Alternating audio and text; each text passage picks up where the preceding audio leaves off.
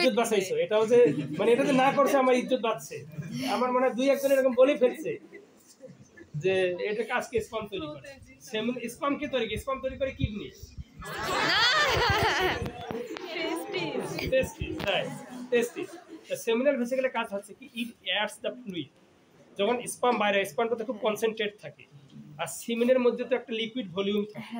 এই ভলিউম লিকুইডটা যোগ করতেছে কি, ওই যে অ্যাক্সেসরি অর্গানের অ্যাক্সেসরি গ্ল্যান্ডগুলোর যে সিক্রেশন, সেমিনাল ভেসিকল কিছু সিক্রেশন দেবে, বালবুরেথ্রাল গ্ল্যান্ড কিছু দেবে, পোর্সের গ্ল্যান্ড কিছু সিক্রেশন করবে। এই সিক্রেশনগুলাই আসলে সেমিনের ভলিউমটাকে বাড়াচ্ছে, লিকুইডিটি করতে, লিকুইফাই করতেছে। Clear?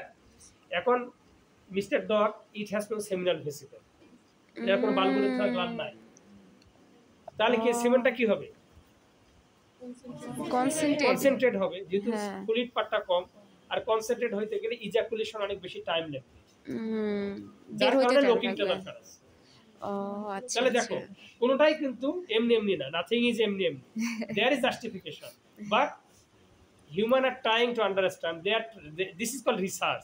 Research nothing is invention, research actually what is there and they are trying to reveal the fact, this is thing. Okay, তুমি যদি নাও জানো যে বৃহস্পতি গ্রহে কি আছে, তো তুমি যদি অ্যাস্ট্রোনমিস্ট না হয়, যদি রিসার্চ করে না জানো, তাও তো ওখানে যেটা আছে থাকবে নাকি? নাকি তোমার জানার সাথে সম্পর্ক আছে? মঙ্গল গ্রহে মনে করো বায়ুমণ্ডল আছে, উৎসতে এত, এটা কি তুমি যদি রিসার্চ না করো, ওটা কি ওখান থেকে ভ্যানিশ হয়ে যাবে? ওটা তো আগে থেকে আছে, সৃষ্টিকর্তার ওটা একটা। কিন্তু মানুষ জানার চেষ্টা করতেছে, রিভিল করার চেষ্টা, ডিসক্লোজ করার চেষ্টা করতেছে, কিন্তু মানুষ এখনো 0.001% ডিসক্লোজ করতে পারে না। So verse unique creation, so sophisticated.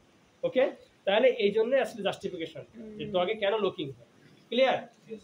তাহলে ডগে পপুলেশনের সময় লোকিং এর পিছনে কারণটা কি, যে গ্ল্যান্স পেনিসে বাল্ব অফ দ্য গ্ল্যান্স আছে। এই বাল্ব অফ দ্য গ্ল্যান্সটা হিউজ ব্লাড সাপ্লাই কারণে ফুলে যায়, ফুলে যাওয়ার কারণে পেনিসটা তো ঢুকে গেছে ভেতরে। যখন ফুলে যায় তখন তার বের হইতে পারতেছে।